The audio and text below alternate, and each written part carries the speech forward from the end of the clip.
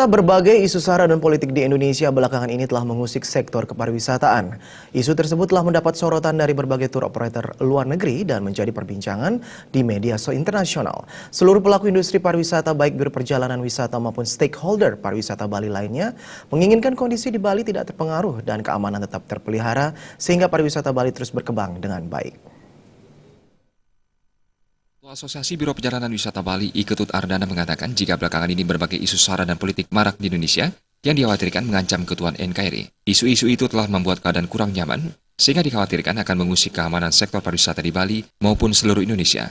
Menurut Ardana, jika situasi keamanan terganggu, secara otomatis bisnis juga akan melemah karena mitra-mitra bisnis Biro Perjalanan Wisata di Bali atau tur operator di luar negeri tetap memantau perkembangan keamanan di tanah air. Ardana pun mengakui jika tur operator di luar negeri telah memantau kondisi keamanan di Indonesia pasca merebaknya isu-isu sara dan politik yang telah menjadi perbincangan di berbagai media internasional. Ketika keamanan itu terganggu, secara otomatis bisnis itu juga terganggu.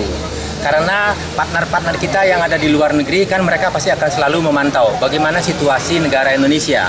Apakah keamanan dan kenyamanan itu terganggu?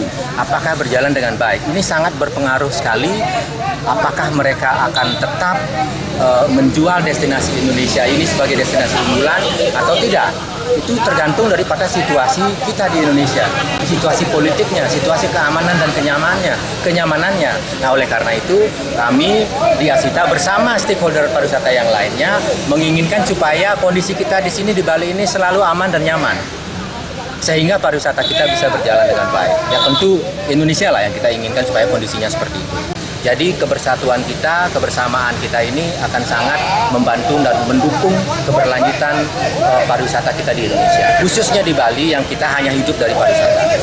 Ardana menegaskan seluruh pelaku industri pariwisata, baik yang tergabung di Asosiasi Biro Perjalanan Wisata maupun stakeholder pariwisata Bali lainnya, menginginkan kondisi di Bali ini selalu aman dan nyaman sehingga pariwisata Bali dapat berkembang dengan baik. Jika keamanan di Indonesia dan Bali sebagai destinasi tujuan pariwisata terjaga, tur operator luar negeri akan tetap menjual destinasi Indonesia sebagai destinasi unggulan. Indra Wijaya, Bali TV.